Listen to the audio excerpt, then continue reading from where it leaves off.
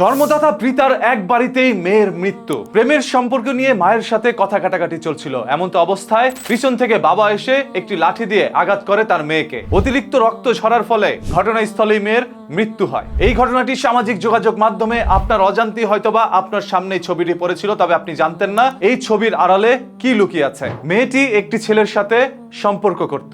এই খবরটি মা জানতে পারে। পরবর্তীতে মেয়েকে ডাক দিয়ে ঘরের মধ্যে মা বোঝাতে শুরু করে। মায়ের বুঝ না মেনেই মেয়েটি মার সাথে কথা কাটাকাটি শুরু করে। পিছন থেকে বাবা সবকিছু দেখছিল আর বলছিল, মায়ের সাথে বেয়াদবি করবা না, চুপ করো। অনেকবার বলার পরও সেই মেয়েটি চুপ করছিল না। বাবা উত্তেজিত হয়ে একটি লাঠি এনে মেয়ের মাথার মধ্যে আঘাত করে। সেই আঘাতেই মেয়ে সারা জীবনের জন্য যে চুপ হয়ে যাবে, বাবা সেটা বুঝতে পারেনি। বাবা মা একত্রে হয়ে মেয়ের মৃতদেহটি লুঙ্গির মধ্যে পেঁচিয়ে রাস্তার মধ্যে ফেলে দিয়ে আসে। এরপর আইন শৃঙ্খলা বাহিনী সেই মরদেহটি উদ্ধার করে। তদন্তে বেরিয়ে আসে সেই মা বাবা নিজেই তার মেয়েকে এইভাবে দুনিয়া থেকে সরিয়ে দিয়েছে এবং বাঁচার জন্য তারা এই পন্থা অবলম্বন করেছিল। কিন্তু সত্য তো আর মাটির নিচে চাপা থাকে না। মেয়ের বিষয়ে অসংখ্য তথ্য ইতিমধ্যে বেরিয়ে আসছে। অভিযোগ উঠেছে সেই মেয়ে নাকি একাধিক প্রেমের সম্পর্কে লিপ্ত ছিল, আর এটা তার পরিবার সমর্থন করছিল না। পরিবার তাকে বারবার বোঝানোর পরেও আরফান হোসেন নির্জনা তিনি কোনোভাবেই মা বাবার কথা শুনছিল না। এতে করে পারিবারিক কলহ চলতে থাকে। মায়ের সাথে মেয়ে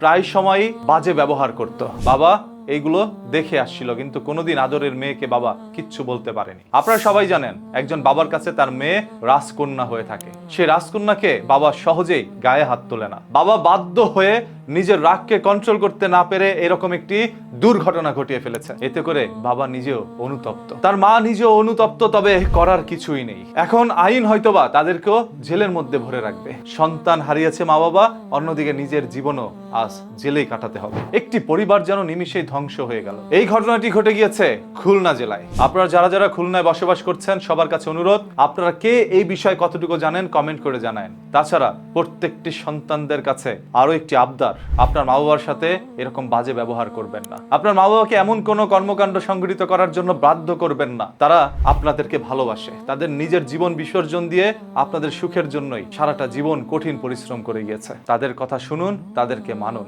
10ম শ্রেণীর একজন ছাত্রী একাধিক প্রেমের সম্পর্কে লিপ্ত। এইগুলো বর্তমান সময় কি মানা যায়? মা বাবার কত সইবেন?